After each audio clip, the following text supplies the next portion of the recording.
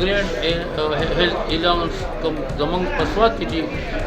کوم دغه د هیلث محکمه ده هغه وایي چې موږ خپل هیلث محکمه چې کوم د کلاس 4 هغه پرېږدو نه پرېږدو ځکه چې دا د سواد سره یو ظلم دی چې دا د کیپیکې سره یو ظلم دی په سواد باندې ډېر مصیبتونه تکلیفونه تېر شوي دي زموږ سره چې بابو جان کوم چې مشري کوي د دې قیادت مشري کوي هغه موجود دی بیا صوبایي کوم او دا چې هغه موجود دی راځي د دونه په دې اول سره پوښتنه کوو چې په دې اول سره سوي زمونږ د کلاس 4 څو خیال ساتي الله تعالی خیال وساتي زمونږ د اواز د کلاس 4 چې تاسو مشران ته رسوي بل موږ نشو رسولای تاسو رسوي الله تعالی دې تاسو کامیاب ساتي نمبر 1 نمبر 2 خبردار چې کلاس 4 سره مکمل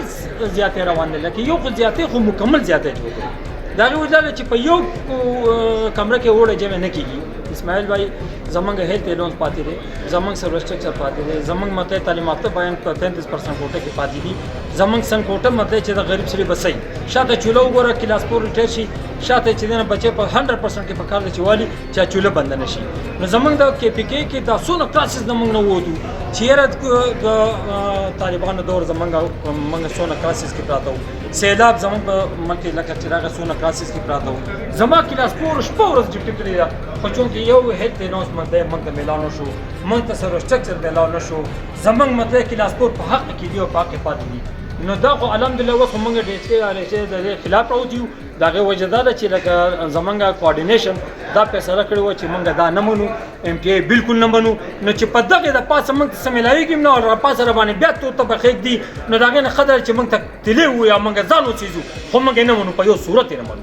دیش کې راشي بدل چې دا موږ جوړ کړی دا ام ټي ای خلاف ام ټي ای موږ نه منو او کدا چا څنګه خوخه خبر کنه ټول کلاس پور درا شو ودی سي بالکل زه اول تیاری ما زمارونه نور تیار دی وته دا زموږ د وسواده د حکومت سره چې د پر خپل یا مطالبات غواړم خپل مطالبات غواړم عمل به راکړي او قرآن نکړه د دې په خو به زماسته کیسري بیا به چې څوک نه هغه به کوم ان شاء الله باید شه د چې د ملک یو د پاکستان دی او په پاکستان کې سلور صوبې دي په درو صوبو کې د سره ام ډي ای اکټ هم نشته د چې هم نشته دوی چې څه ټرایل کول غواړي نو کې به کې ولا خلاص د دې صوبایي حکومت نه چونکې چې وزیر اعلی صاحب هم د دې خبر نه دی زه دا غنه دا مطالبه کوم چې ام ټي ای اکټ او د چې د هم په دې صوبه کې د پاکستان د نورو صوبو په شانته ختم کړی شي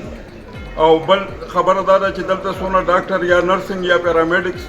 سونه کار کوي نو هغوی ته هیلث پروفیشنل الاونس میلاو دی مونږ هم د دغې ټیمې سیو نو چې څنګه ته ډاکټر ته نرسنګ ته پیرامیډکس ته ورکې نو بیا مونږ هم د دې ټیم کې لاړیان نو بیا مونږ هم د هیلث پروفیشنل الاونس مونږ ته راکړو دا زموږ حق دی نور اوس د چې مشران راځي هغوی څه سلام کوي چې د اسلام آباد کې د پېښور کې چې دلته په لوکل سطح باندې دا شی جاري ساتل غواړي نو زما خیال دی چې موږ به د هغوی سره بالکل ولاړو د هغوی د یو کال نه نه کوو او د هغوی سره کومک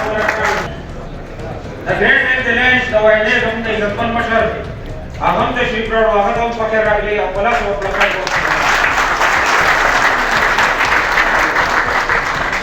زموږ د ډسټرکټ بونیر د باجوړ د بټکېلي